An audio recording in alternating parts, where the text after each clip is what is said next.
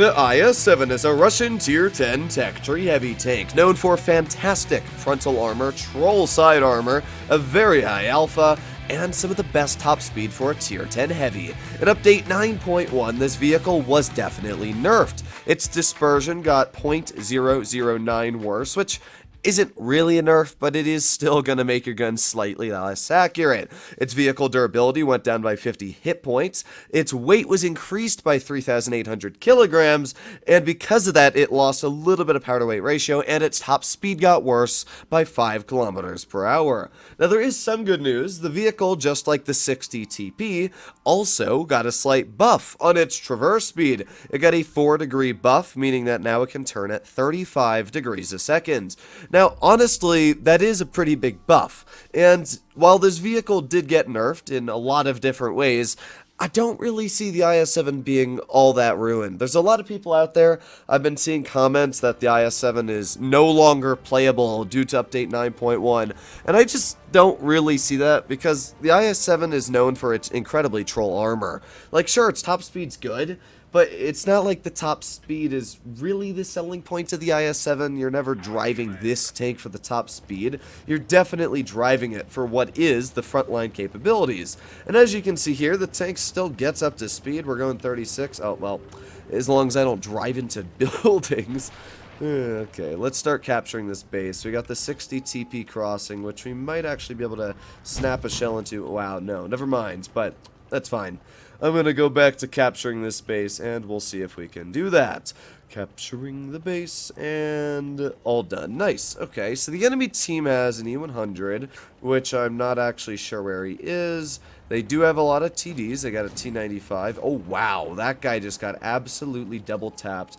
There goes all of his health. We got the waffle up top. Let's aim it on him. Aiming, and a fire. There you go. Nice tap for 526 into the WT. And now we reload.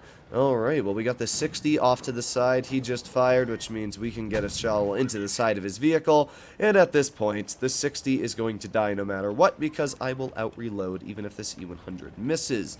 But I'm not going to worry about him. We're going to get a shell into the 263, tracking him in the process. And there you go. I mean, this is where the IS-7 is just as good as it's always been. You just use the armor hull down, and you're basically in a pretty solid state when it comes to this Tier 10 heavy. So we got the WZ-120 off to the side. Nice shot for 420 into his vehicle. We're up to 1,800 damage dealt already. The C-100 is, ooh, yeah, gonna slap all of the health off of that poor waffle.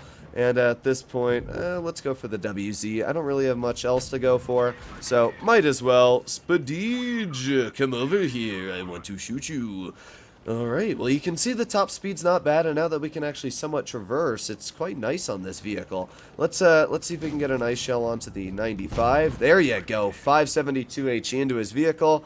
We're up to 2,800 damage dealt now. And, yeah, honestly, I'm not too worried about his vehicle. The E100 looks like he's probably going to get a shell into him. And we're going to finish off the WZ-120. There you go, 95 taken out. And now we can climb our way back up this hill and see if we can get some more shells out. We do end up getting penetrated by the 263, but that's not too much of a worry, because we can just pen his lower plates. Over 3,000 damage dealt now, and yeah, we've done a pretty solid bang-up job here. So E100, I can't shoot him, unfortunately, but the STB-1 does have some health left, and that's exactly who I'm going to try and find. So here we go.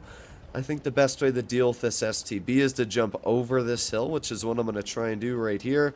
So let us use that good top speed. We're going 37 and climb right here. Hello, STB. How are you doing, good sir? Yes, play with me. Now, because this vehicle actually weighs more, it will be much better for ramming, and this tank was already really good at ramming, so I do think that that's actually going to be a pretty big buff for the IS-7. But there you go. That was our first game, and as you can see, the IS-7 didn't really feel all too nerfed in this game. We were able to use our top speed, get into the front line, use the alpha and the decent DPM while running rammer, and deal over 4,000 damage while blocking 1,100 in the process. And wow, getting out of mastery. Is that actually how many people have stopped playing the IS-7? Okay, that's pretty insane, actually. DPM in the IS-7's never been bad or good. It's 2584, but because of that, it's alpha, I don't mind it because you can always overmatch your opponents with the alpha. So For this first game, clearly, the IS-7's not nerfed. There's a lot of people out there that tend to read statistics and not actually understand what they mean. They just see dispersion got worse, mobility got worse, blah, blah, blah, tanks nerfed. But in reality, those were never really the driving factors, especially I think the traverse speed getting buffed, just like the 60 TP argument I made yesterday, is better for the IS-7. The side armor is now going to be even better because you can turn this tank and wiggle it faster. You can make your front stronger if you're able to turn it more. So I think that the actual frontal armor on the IS-7 getting a bit...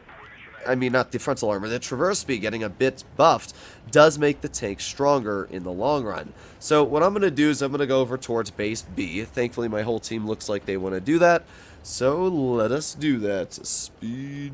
What do they have? They got a Super Conqueror and a Type 71. Also an M6. Yo. I do have to be careful about, like, the Type 71. Judging that I'm running gun rammer, I literally, like, can't penetrate the Type. So that's something I do have to keep in mind. But for now, judging that the enemy team is looking like they're going to go towards base C, I'm going to capture B. I'm going to wait here.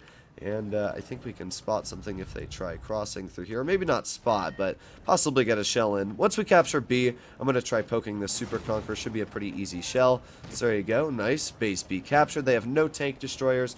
And I think we should get a fairly easy shell into the Super Conqueror's lower plates. And there you go. You can also see we got a nice bounce from that E50. And yeah, this Super Conqueror is not enjoying his stay anymore, I gotta say. I don't think he enjoyed any of that. Now we got the E50, who's probably going to start running. I'm just going to wait. Oh, well, everything's dead on his vehicle. We also got the Vickers CR. Let's aim in a shell on him and a fire. There you go. Nice 450 tap into the Vickers. We did get penned through the track wheel, but that's fine. I mean, the dude is definitely not enjoying our alpha. So let's push over here. We got the E50 off to the side. I don't actually think I'm detected currently. And what that means is we can just pop off onto the C50. And there you go. A nice 377 tap into his vehicle. Okay, well, we got the M6 show off to the side. And we're obviously just going to drive straight towards this tank. And boop. Nice 474. We've dealt already 1,700 damage. Again, just the alpha on this tank feeling so nice when you're able to just out-trade your opponents. Let's get one more shell into the yo. There you go. Nice 455 tap. And now we can use, again, our good top speed to make our way towards the Vickers CR. Here we go. Here we go. As you can see, we're going a pretty decent top speed.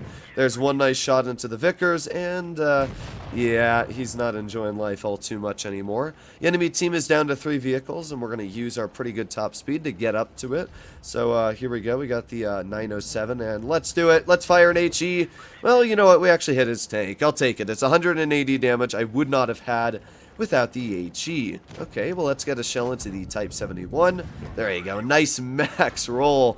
That's what I'm talking about. Now we can drive over towards vehicles like the T100LT. Maybe we can get a nice little Tapperoonie into his tank. And let's see. Well, I'm not going to bother with the HE, especially when I can just get a 499 tap out with AP. And there you have it. 2 battles in the IS-7. The vehicle is not nerfed. I hate to say it. Like, if you think the vehicle got nerfed and its attributes that mattered, it didn't. I think that the traverse speed getting buffed is kind of better for the tank compared to almost all the nerfs it received. And yeah, I mean, the nerfs, the dispersion got worse by a teeny bit. It lost a teeny bit of hit points, and it lost a teeny bit of top speed, which you never really reached in the first place. To me, the IS-7 is still just as strong as it's always been. And yeah, hopefully you enjoyed today's video. Let me know what you guys think about it in the comments down below. I'll see you in the next one. Bye-bye!